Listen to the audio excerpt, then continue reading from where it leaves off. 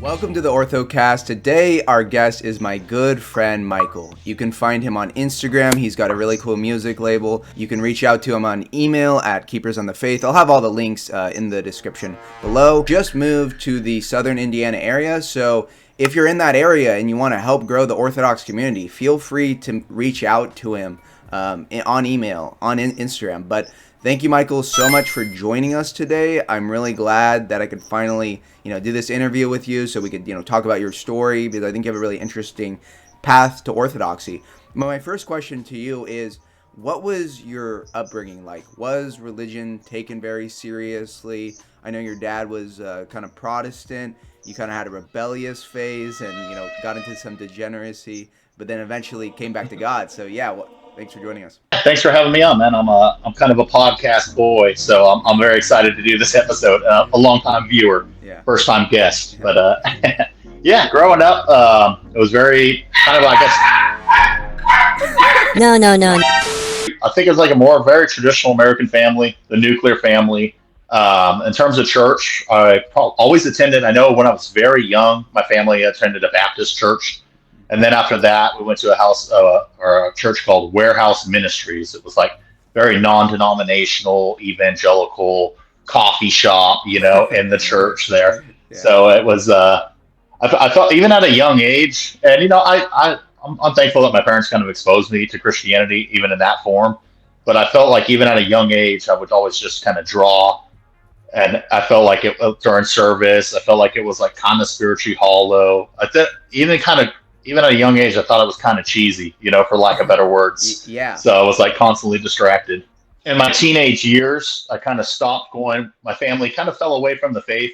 I think my dad really used it as a tool to kind of give us a moral compass. But as my older brother, who's 8 years older than me, he moved out of the house. In my teenage years, I got into skateboarding and punk rock. I just kind of like completely, besides going to like a youth group skate park every other Friday, that was pretty much my only interest in church at that point. Yeah. But I mean, anybody who's gotten into like punk rock is like kind of like an interesting subculture. I think it was like a combination of like just teen angst. Mm-hmm. I kind of had this like disillusionment with society and kind of like the status quo. I didn't necessarily agree with it, but that was like my outlet to express this like disdain for like modern society. Yeah. But as many people may know, it's like in the punk or even underground music subculture, it often skews very leftist. Mm-hmm. So it's like, I kind of felt like I loved the aspect of extreme music. I love the heaviness, even the community that it brought, but I never really bought in. And I think it was more so my dad kind of countering that with his traditional conservative politics. I never really bought into like kind of like the Marxist ideology that kind of like, that was like an underlying current in that entire subculture. Yeah. But so, and that led, I kind of fell away from it just due to that. A lot of my friends, we got into, as we got more deeper and deeper into like underground subcultures of punk, we got into crust punk, which is like very heavy, like veganism, anarchism, animal liberation, like extreme ecology, like environmental, like pretty much borderline of environmental terrorism, kind of firebombing like Hummer, like dealerships and things like that. I just felt like that was way too extreme for me. I said, man, I just like the music, I like going to shows. I love the music. I love that we kind of shared this common thread of like we're kind of angry, disillusioned with society, but it often manifested in like extreme leftist politics, which I just like I said, I was fundamentally kind of raised against. Yeah. So I think it kind of circled back around. I kind of fell away from that music. And when I was 21, my dad was always like relatively conservative, but it was like more kind of like neocon, George W. Bush, kind of, just like the typical like kind of Reagan Republican. Yeah. I feel like in my late teens and early 20s, he started reading a lot more like 20th century, like more traditional conservative politics. That it was like, because a lot of those guys like George Bush and things like that era, they were like really big business, kind of like corporate Republicans. And I felt like my dad felt like that was essentially betraying like the fundamental like values of the country, Yeah. So he started, as he got more into kind of, I guess, older traditional conservatism, I was exposed to thinkers like Julius Evola, Rene Guénon, Friedrich Nietzsche, and while he was going more like the materialist, like political route, I saw these thinkers, and like, I mean, if you're familiar with like Rene Guénon or Julius Evola, they were like very much kind of into like Western esotericism, Yeah.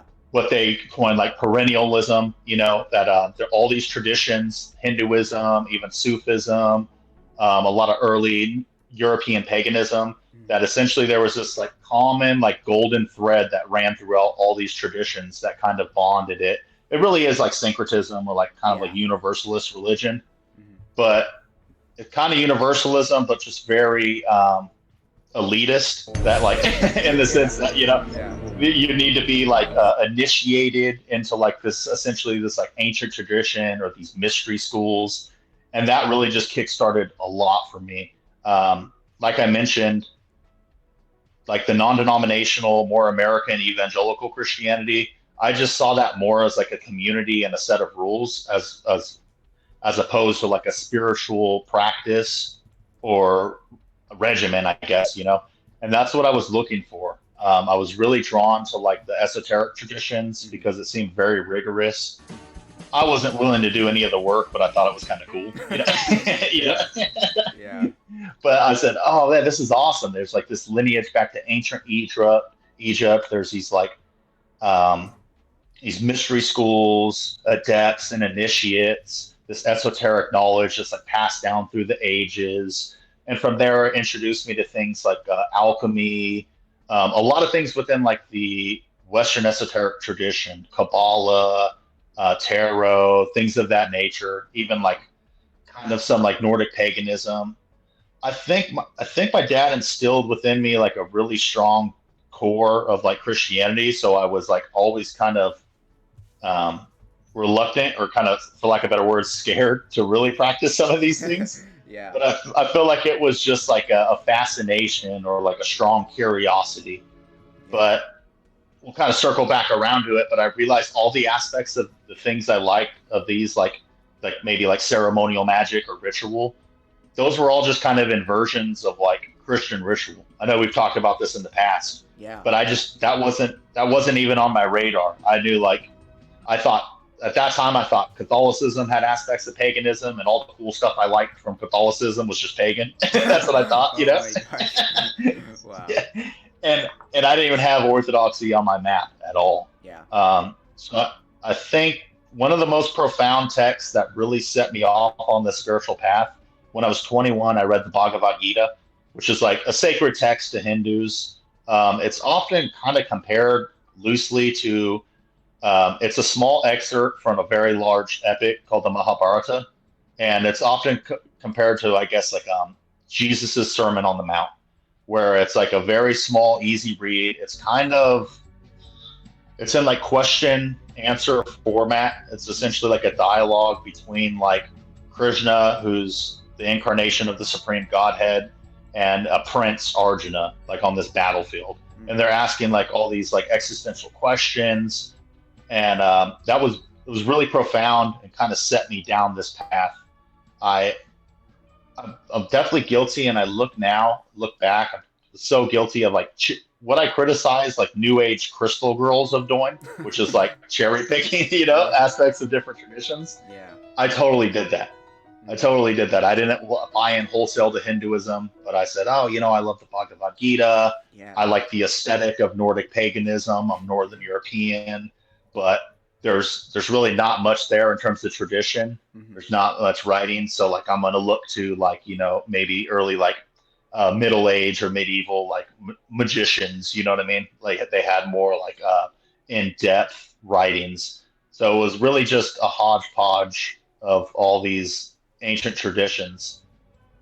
Yeah. And the funny thing about it, I didn't really ascribe to any morality. It was like, wow, yeah. It was strictly like an intellectual endeavor to me, you know, which just I carried on a more degenerate lifestyle, just drinking, inebriation, living for myself. But I thought like I was very elitist in that I get this. I get, Yeah. I understand more. I know about this ancient Yeah. secret knowledge. I'm like, I kind of held myself like very pretentiously above other people. Meanwhile, I was living like really just a slave to my passions and my Yeah. desires, Kind of you and your dad were disillusioned with, things about the world. And, for him, he went the conservative materialist path, but you saw that there is a link between conservatism and spirituality, but it initially led you down like a false spirituality. You weren't really sure. You're testing a lot of different things, and then you were kind of like window shopping with like Western esotericism. But that's why spirituality is different than being religious, because spirituality, like you were saying, you like knew all this stuff intellectually, but there was no repentance, there was no humility, there was no theosis, there was no growth. You just like knew all these things, and it wasn't actually like helping you grow towards anything. And you were also like, looking back to Christianity, you just felt like it was empty, it was hollow. So when did it finally click that, hey, there's something more to Christianity? Was it finding orthodoxy, or like when did you actually say, I'm not just spiritual, like I actually want to like commit to Christ and like take that leap of faith? Like what was that next step for you out of this kind of spiritual limbo? Yeah, so I'm 33, and that occurred probably within the past couple of years. Mm-hmm. I felt like I've always just something in my heart, for lack of better words. Yeah. I knew I was Christian, but I was really disillusioned with it. I saw it as like just a worldly institution or more of a community that paid lip service to these things, but didn't really have this strong spiritual program or anything that attached to it or Yeah. tradition. So I really was kind of wandering, just like kind of floating around out in the ether, for about for about 10 years, Yeah. just looking into all these different. I guess you can call them pseudo religions, really, or creating this own pseudo religion of my own. And I think within the past couple years, I wasn't aware of Orthodoxy at all. So I thought the most traditional form of Christianity was Catholicism, Mm-hmm. which I think a lot of Americans Yeah. inevitably kind of come to that conclusion. So while I was looking into Catholicism, I actually, matter of fact, stumbled upon one of your videos, and I forgot exactly what video it was. It might have been like your top like Orthodox. It was like a top 10 Oh, books in okay. Orthodoxy, something along the lines of that. Yeah. So that really sparked my interest, and I got to be honest, like coming from a background of listening to like punk music and metal music, I remember one of the videos. I think you kind of edited in a lot of clips of like these monks that were rocking like the great schema robes, Oh, yeah. and I was just like, whoa, what is going on here? This is like very like kind of like I've always been more attracted to like dark, macabre like aesthetics. Yeah. So I just needed to kind of explore that. And I think what some of the things I really admired about Hinduism was like this tradition of like monasticism, essentially monks. Not that I ever wanted to be that, but I thought it was like I admired it. I thought it was like kind of like almost a pinnacle of spirituality or something. Yeah. But I saw that, and that kind of led me down looking more into Orthodoxy. I think the first book I picked up, and I'm not necessarily sure where I was recommended it by, maybe some website or something, was The Way of the Pilgrim, Mm-hmm. Yeah. which is an awesome book. At that time, I had barely been reading. I was borderline illiterate. I didn't have the attention span to sit through even like a chapter of a book. Yeah. So it was like a very short read, something that I could, digest easily, chew on, and it was extremely profound. The whole focus of the book is essentially on like praying incessantly, prayer of the heart, the Jesus prayer, and this really resonated with me because within like the Far East tradition, mantras, repeating certain mantras, more meditative or contemplative, however the pronunciation is, more contemplative prayer. Those were all like kind of instilled within the Eastern Far East tradition as well, like Hinduism, Buddhism. So that it really resonated with me. I said it blew my mind. I said I had no idea this was part of the Christian tradition. So from there, I was pretty much bought in. Essentially like hook, line, and sinker. Like I need to check out Orthodoxy Yeah. because I saw that even in my brief stint of looking into Catholicism, what I thought was this ancient tradition has been like pretty much it's in the tendrils of modernity. I Yeah. feel like modernity's got everything. Yeah.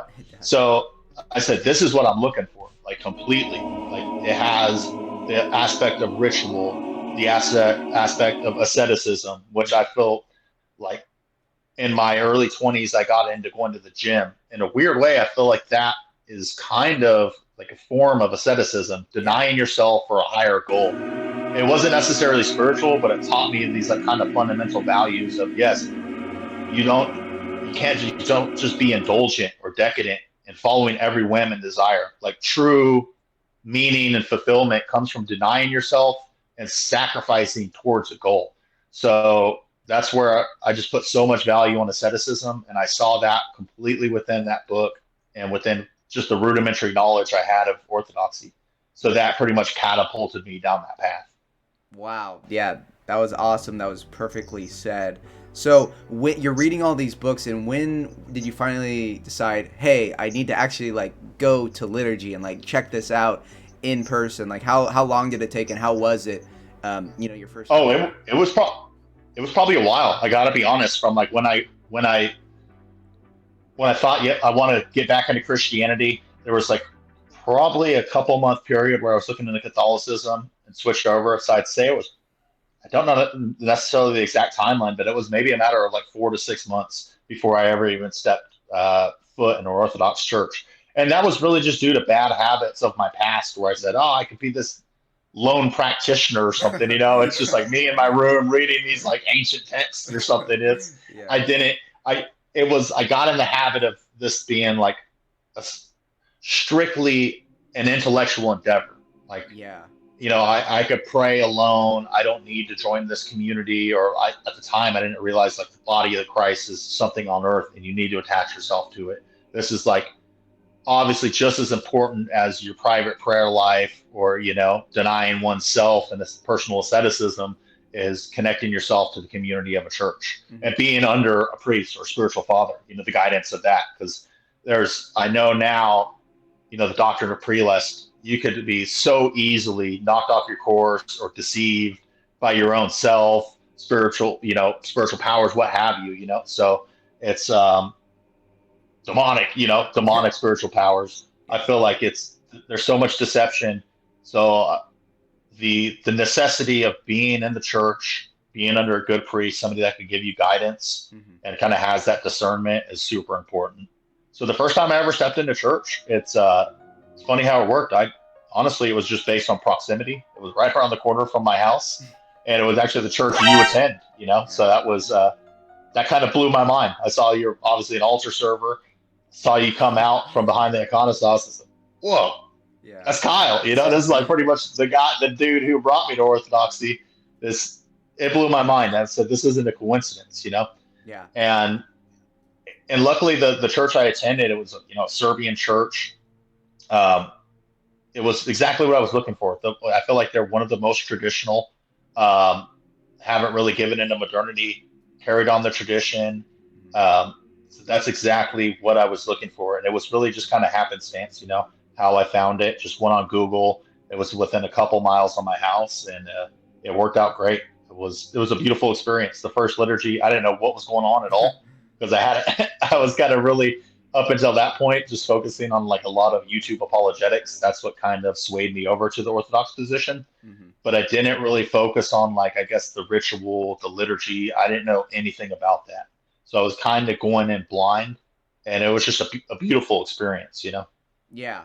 And it does take, like, you go to the liturgy for the first time, it's so beautiful, but it is a little bit overwhelming, like what's going on. It does take like a few, I don't know, it can take a few like months to like finally like, oh, this is what's going on, and actually like getting that full participation. We talked about that you kind of fell into, like, I tell people to like build a sustainable faith, like you want to be orthodox for life. So you want to build these good permanent habits, and you kind of fell into that, doing a like a overdose on theology. So what would your advice be for like someone who gets, because everyone gets really excited, so but like balancing that, like what helped you the most? Yeah, and that's just me in general. My wife always criticizes kind of jokingly, like, "Oh, what are you into now?" Because I get into something and I just dive all in. It's like essentially make it like I'm notorious for being into things for a few months, making it almost like a big part of my identity, and what on to the next thing. But I just get like fascinated and almost obsessed with things, and I think that's the good aspect. But you really need to learn to temper that. Yeah. I think if I had gotten into Orthodoxy, and this isn't, I'm not saying this is for everybody, but for me personally, I don't think I was disciplined enough in my early age. It may have been one of these just pit stops along the road for me, like all these other traditions that I kind of threw to the wayside. But I feel like everything kind of happens for a reason. It's like God's will that I found the church at this point in my life. I felt like I was just disciplined enough. I had the self awareness to realize, like, man, you are just diving in too much. You need to pull back. And honestly, I confided in you, because you were like kind of a catalyst for me to find the faith, and you offered some good advice. It's you got to learn to walk before you run. I was consuming hours and hours of the YouTube apologetics. Yeah. My career actually, it entails like it's a lot of windshield time. So I would just watch, these 5-hour Jay Dyer videos, and I Yeah. just it was awesome. It was like I feel like the floodgates were open. This is what I've been looking for. But my wife, who hasn't necessarily come around to the Orthodox faith, she's warming up to it quite a bit. It Mhm. was just a lot for her, because when you're in a marriage or have a family, it's not only you.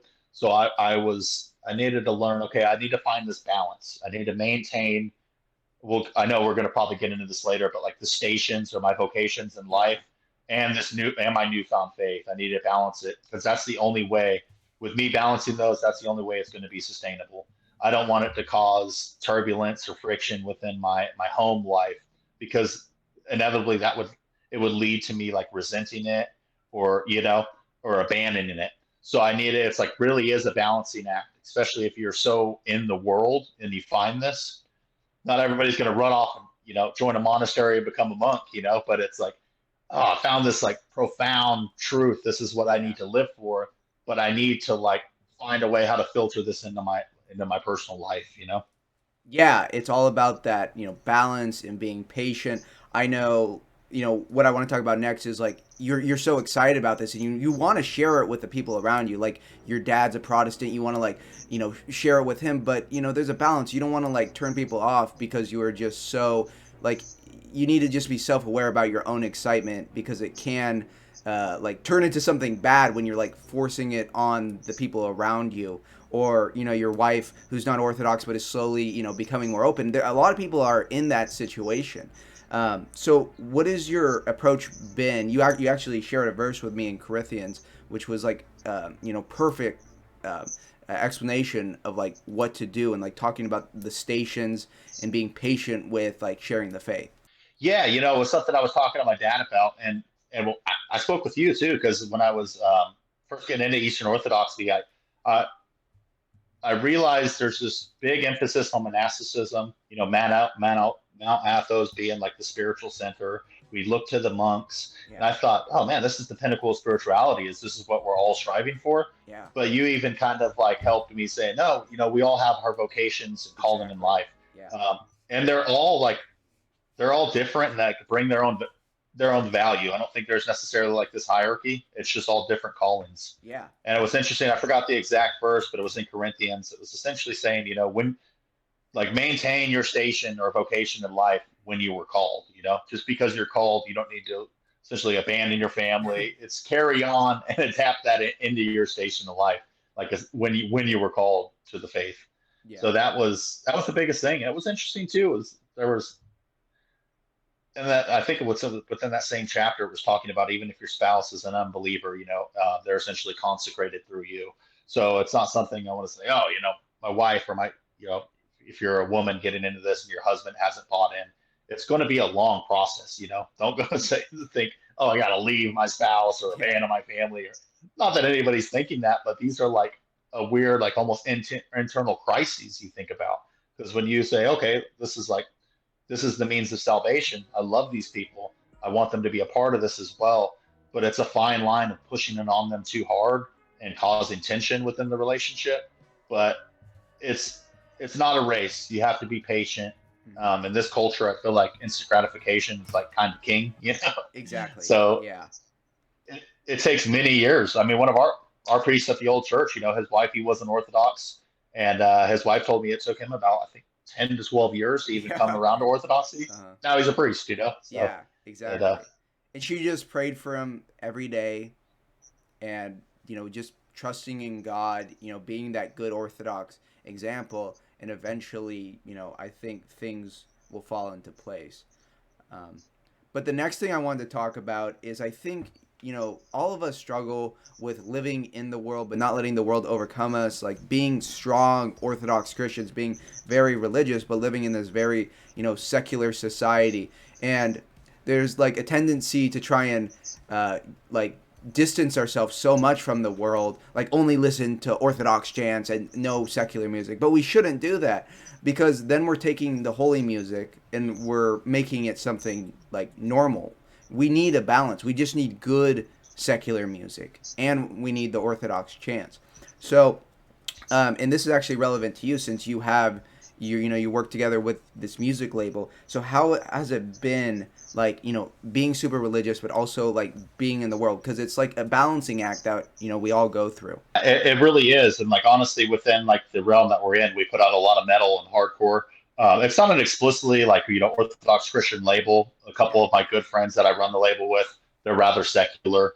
This all kind of the label kind of started before my path to Orthodoxy. Yeah. But the biggest thing is I just don't want to betray any of my values or morality. It has been kind of interesting though. Just through this, I've kind of attracted towards some artists. Shameless plug here, but 10 Scoops. This is one of my friends' bands. It's a band we put out. They're like kind of a goofy, like bodybuilding themed beatdown band, but very cool. But they're actually, I think, pretty much all the guys in the band are Christian, not necessarily Orthodox. I know one of them's Catholic. A few of them are kind of just different sects of Protestantism. Yeah. But it's like putting out a good message, like kind of resisting the degeneracy and like perversion of the modern world. Um, Another band we put out, have a CD coming soon, Duress. They have a lot of like very like strong Christian themes within their lyrics. I was just telling you today, it kind of blows my mind. I feel like it's interesting. There's a lot of people who have had similar paths to me who have been involved with this like underground subculture of music. Yeah. I think it is this kind of collective disillusionment with modern society, this disdain for modern society. A lot of people are coming to Orthodoxy. There's a rapper I followed since it was like pretty much like 2013, 2014. Wow. It was like real, almost like proto SoundCloud rap. Almost there was like rappers like Young Lean, Bones. He was kind of in the camp of all this. Just somebody I followed somewhat loosely. He follows the label. We've interacted. I know a lot of the similar things. I think he even had a period where he was getting into like Western esotericism, the occult, had a lot of those themes in his lyrics. And he just released an album yesterday, now going under the artist name of Disciple Zachariah. And it's like an explicit Orthodox album. Like it's, Wow. I reached out to him last night. I DM'd him and I said, "You convert to Orthodoxy?" It blew my mind because this is somebody I've known about. And he goes, "Yeah." And I said, "Man, my son was just baptized last month. I was received into the church." It just absolutely blew my mind. It was such similar paths that I feel like are leading. But I feel like this is really like the true and kind of nourishing tradition. A lot of people like from the same background, like I said, we're rejecting modernity. We don't necessarily know what we're seeking, but this is like the nourishment for us. Yeah. It just took a long while, over the span of almost a decade. The same thing with this guy. Yeah. And we're kind of at the same destination. Mm-hmm. So it's really cool. Yeah, that reminds me of Death to the World. I know you're a fan of them, the Zine, but like Death to the World, in that case it means the death to the passions. But basically, a bunch of these like punk rockers who kind of had that same experience. They're like, whoa, wait, what is in this punk rock in this like leftist rebellion is like it leads nowhere. It's a dead end, and a lot of them eventually they became Orthodox monks. And so I think that is a true rebellion, to be like a real against the culture, against the evil satanic culture, is to be like an Orthodox Christian, not to just be some leftist, because you're really just a tool of the global elite. And I think a lot of people, like you're saying, who coming from that background, see that. And now it's so amazing because we're using that energy like in making music, and we're making good like Orthodox music, or at least it's coming from someone who believes in God. I think that is so important to actually promote something good in music, because A lot of music nowadays Yes. is very degenerate, and it doesn't mean we need to just like get rid of music. The problem is not music, but the music that is becoming popular, that is promoting bad things. And so we just need to create something better with a better message. And I think, maybe it won't be popular, maybe it will be really popular, but what matters is that, we're speaking the truth, and it can be through our talents. Like, this is why God gives us different talents. Like we were talking about it, everyone's different. St. Paul was a tent maker. Every like it's excelling at the with the gifts that God gave you. Oh, 100%. And I'm glad you brought up Death of the World. That's something I wanted to shout out. Yeah. But that was a big, like, kind of catalyst for me because coming up in, like, the more punk, DIY, do it yourself, like, the culture of zines back to, like, the 80s, that was, like, these DIY where you're cutting and pasting, Xeroxing, making copies, sending these out. That all stemmed from, being, like, counterculture, underground music kind of subcultures. Yeah. Mainstream like publications really wouldn't give them a platform at all. So that was just something I had been exposed to at a very young age. Oh, and it's awesome. And I mean, honestly, like I was talking about, like the zine culture, it kind of stemmed from the '80s, punk rock, metal, underground bands that mainstream publications really wouldn't put in their newsstand zine or newsstand magazines. Yeah. So they just did it themselves, and it's really like pretty rudimentary, kind of like cut and paste, Xerox. That's the aesthetic. And I don't want to use this word because I feel like it's kind of like it's a little cringy sometimes. But I guess somebody kind of coming from like a more normie background, they might not really get it. They might say this is kind of weird. Why is this all crooked, like cut and paste together? Yeah. But somebody coming from the background and like underground music, this is just like this is awesome. This is speaking my language. This is exactly like the aesthetic I'm accustomed to. So I feel like anybody can become orthodoxy, whatever your like aesthetic sensibilities are. So I think it's important for like publications. I mean, to a lot of people, this on the back of skulls, black and white, real like saturated, like it's kind of like I don't know, it's a little spooky, more macabre, kind of darker aesthetic. But Yeah. that's just always what I've been drawn to. Yeah. So, and what's interesting about this, I think the guy who started this zine, he was the drummer in this band Sleep, which was like kind of like a legendary like stoner doom metal band. He was like he was their first drummer. He left the band I think before their first album and actually became an Orthodox monk. And he brought, which is awesome. It's like living in the world. There's like you don't have to reject all these things from maybe your life before you found Orthodoxy. You could still carry on these hobbies, but kind of I guess just filter them through your faith. If that makes Baptize. sense. Yeah, baptize them. Baptize the culture, baptize your habits. Like a lot of our the Yeah. things we're interested in, they like creation in itself is good. It's just how we're using these things. Like and seeing design, it's being used to like talk about orthodoxy, speaking in that language. And I really think that's why God allows us to go down these paths. Is like to let us like understand. We kind of need to see the fruits like of our sin and of our path. Like me, like coming from Catholicism, I feel like I'm able to understand how Catholics think, the errors in Catholicism. It's kind of like St. Paul, like when he's talking to the Greeks, he speaks in Greek. He speaks in the language that they understand, not just like the language they're speaking, but also the terms that they're using and all this important things. So yeah. Yeah, absolutely. I mean, you need to change your behavior. Like, that's a big part of coming to Orthodoxy. Yeah. You need to practice self-discipline, but I don't think you need to change your personality and a lot of your culture. We're modern American kids, you know what I mean? For the Yeah. most part, these are things we grew up with. I wasn't born, in I don't know, Eastern Europe in the 30s. It's all different. I wasn't born in Antioch in like I don't know, like first century or something. So Yeah. it's just all different. This is what's going to really get across to younger people. I think music is like an incredible tool for that. And even if bands aren't, you could be explicitly Orthodox, which is like that rapper I was telling you about, Disciple Zachariah. That album, he's blatantly just his lyrics are like theology. It's kind of blew my mind. It just came out yesterday, but I was listening to it today.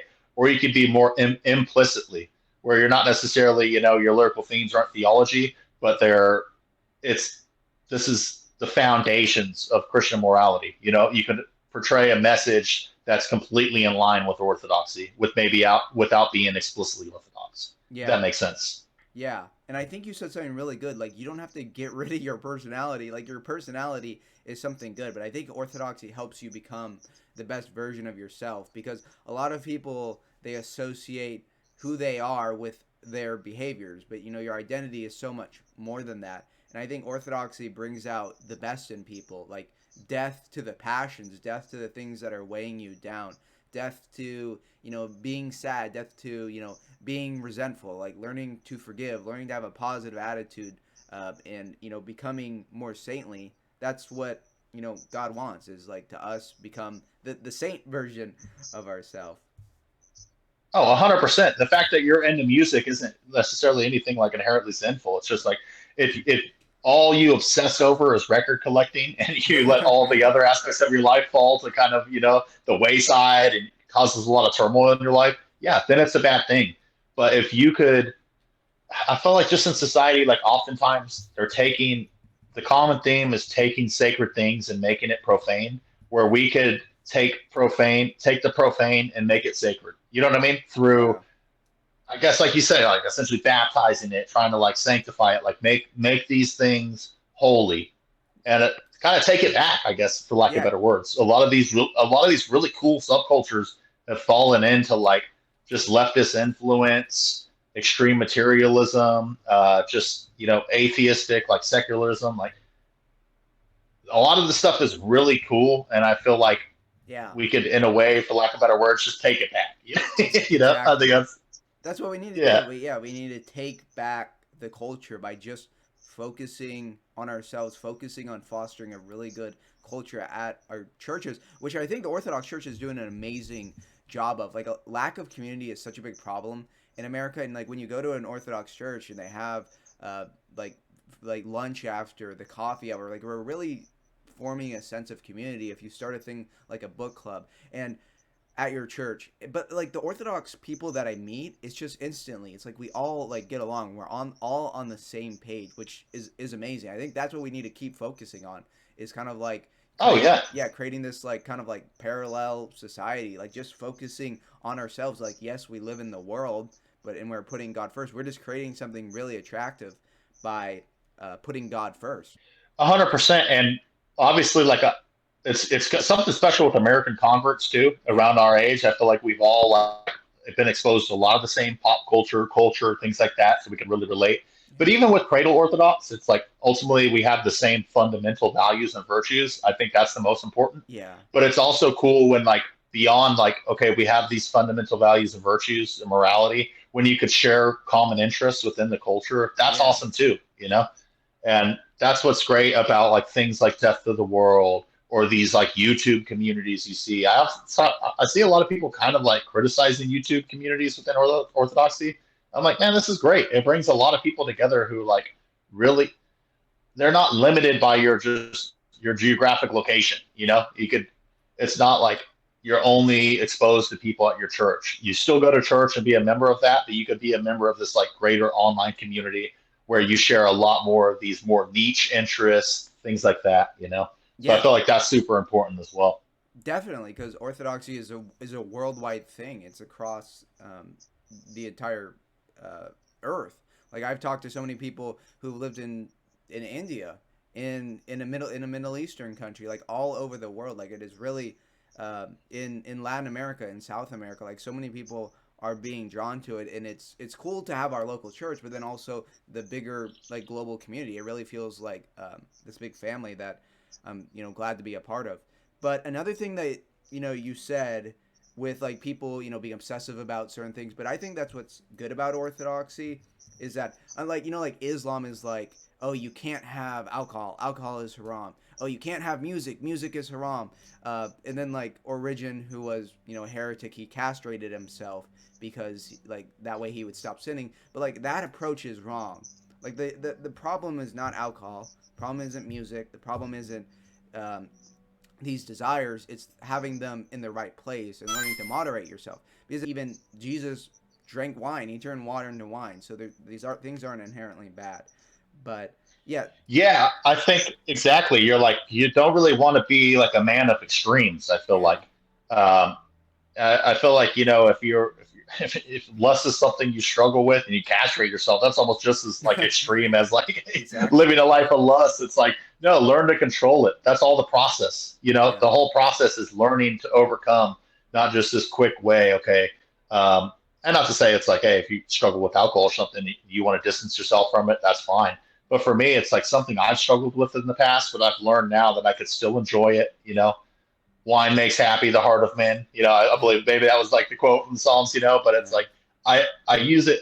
There's a time and place for it.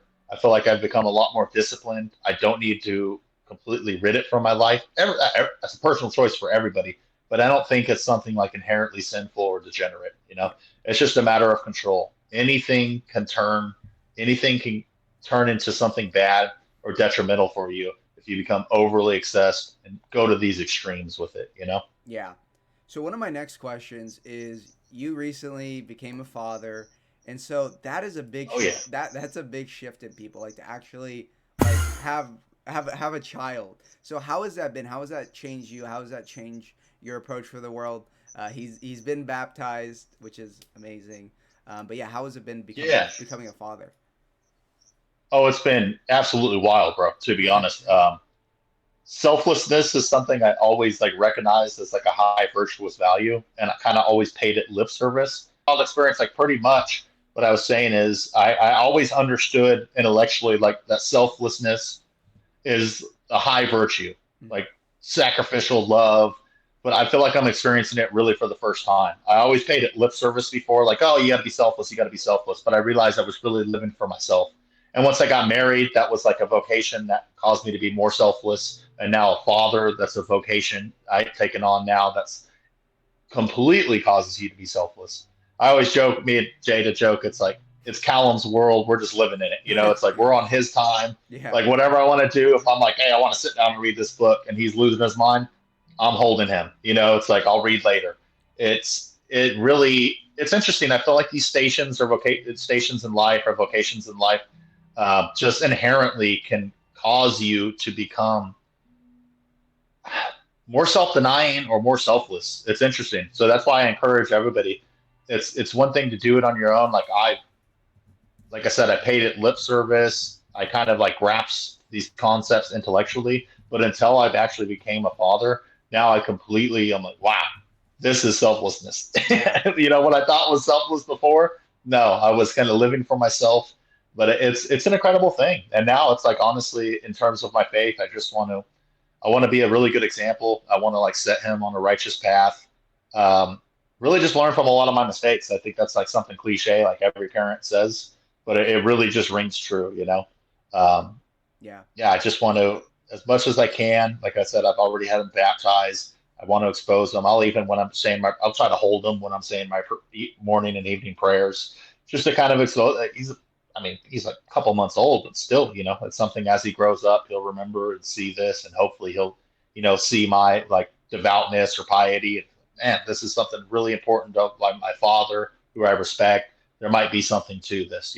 Yeah, So it's a humbling experience, and it's interesting because it sounds like your father grounded you so much when you were like testing out different things. His strong example always like kept you in a certain sphere where you never went too far and like kept you in the truth. Like the father figure is so important. There's lots of studies on this of why their kids stay in the faith. It's because of the faith of the father. So, the father is so important, and that's why, these demonic like institutions and entities want to remove the father from the home because the father is the center, is the rock of the family. you nailed it, bro. Yeah. You nailed it. Like when I was reading like nerds like Aleister Crowley talking about ceremonial magic, and I was like, well, this is wild. Like maybe I should try some of this. I just heard my dad just Bob in my head like, bro, what are you doing? Like it's like it was just maybe my conscience or something, but he Yeah. instilled that in me, and I was like, oh, I'm never gonna go too far. Yeah. It was just. I'm very grateful that it was only just kind of this, intellectual curiosity and never put it into practice. Because I think you really do open yourselves up to some absolutely like wild, Yeah. some wild realities once you start doing that. So I'm Mm-hmm. very grateful Bob instilled, those like the core Christian values in me for sure. Yeah, that's one of the things that interested me in Christianity was how big of an emphasis it puts on those family values and having big families, which is so contrary to the spirit of the world, which is antinatalism. Like, oh, we need to stop having kids. Kids are bad. They're bad for the planet. Because it's coming from a place of selfishness and hedonism. Because they think that kids are going to be an inconvenience to their life. They can't live, the Sex in the City life, the manosphere life. But like actually being a father, it Oh, I humbles. want to travel. It's like, oh, who Yeah, cares about traveling? exactly. Like, Yeah, like when you're when that's not you're going to fulfill you. yeah, when you're 70, 80 years old, like, are you going to care about all the places that you went? Or are you going to be, like, happy that you were a good father and you have 5 kids and they each have kids and you literally have, like, an entire room full of people that were created because of you? Like, that is much more fulfilling. That's what we're made to do. So I think we need to, Yeah, like, that's just a consumerist lie, man. Like yeah. materialism. Like, you know what? Don't have a kid. Find fulfillment through these things you buy or these trips you take, and it's just really just kind of consumerist like propaganda, man. It's like once you truly have a higher ideal to live for, which is like your spirituality and your faith, you don't need all those things.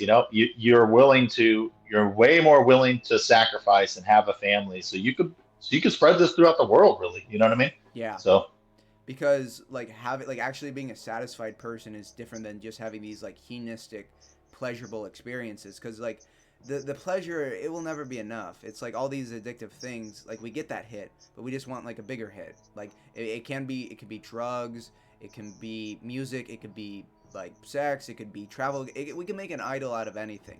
But yeah, I think really to have like true fulfillment, is to serve God.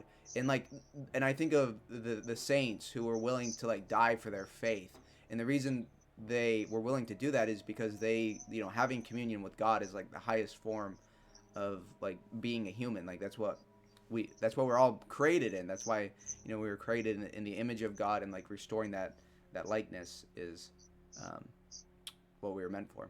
But yeah. yeah, and I think that's what everybody's striving for, and we've kind of just been told, you get this satisfaction, and that's like this like instant gratification, the little dopamine hit. You buy something, you go somewhere, go take a picture of your meal, feels good, whatever. But it's like, I don't know, it's just that's really not nourishing. Yeah, it's just very fleeting. This is very fleeting, transient feeling that will inevitably leave you like in a state of despair because it's like this insatiable. You're never going to satiate that desire or hunger. And it's funny. I've been listening. My wife like kind of hates it, but I've unironically been listening to Creed lately. Some early Creed, Same. and like the song "My Own Prison" is totally about that. Like through your desires, like you're creating your own prison for yourself. Yeah. And it's just like at the end of the day, you think you're like these are like fleeting pleasures will leave you in this like state of like despondency or despair. You're creating your own prison by all these desires. You think these are the things you want, you're living for yourself, but it really is self-denial that liberates you, Hmm. you know, and like submitting to a higher power. That's like the most liberating thing. Like everything that I like studied and like the occult, like it's all about like strengthening your will, like Frederick, like Nietzschean philosophy, the will to power. Like you do everything on your own. Like Nietzsche said, you look up when you want to be exalted. I look down because I am exalted. It's all about exalting yourself. But that can never happen. We're like in a fallen state. We're never going to achieve that. We'll inevitably end in a place of despair. So when you can kind of submit and recognize, I can't do this, I can't do this on my own. I'm like in this fallen nature, like that's true liberation. I feel like. Exactly. Yeah. Like when I was an atheist, I was a slave to so many sins. Like that is no freedom. Jesus, like with the power of God, I was like freed from those sins. Like working my will, working with God's will together, like got me free from them. And it's so ironic because the atheist will say religion was made to control people. Okay, control people to do what? To live a virtuous life, to deny themselves, to like Yeah. live for others and their neighbor. Wow, that's so evil. Like to not be a slave to pornography or gambling or drinking. Like they are the real slave. They are a slave to the world, and that's no way to live. I mean, it's an illusion of freedom. It's like, what do you Yeah, have freedom for, bro? To destroy yourself, essentially exactly. Yeah, destroy yourself spiritually. Like, why are you elevating that, to some on some pedestal? I just don't get it. yeah. It's wild. That was actually the biggest shift for me out of like libertarianism, because I used to be a libertarian. It's like I thought, oh, you can just let people do whatever, and people they'll just do what's good for everyone. They'll just do what's best for society.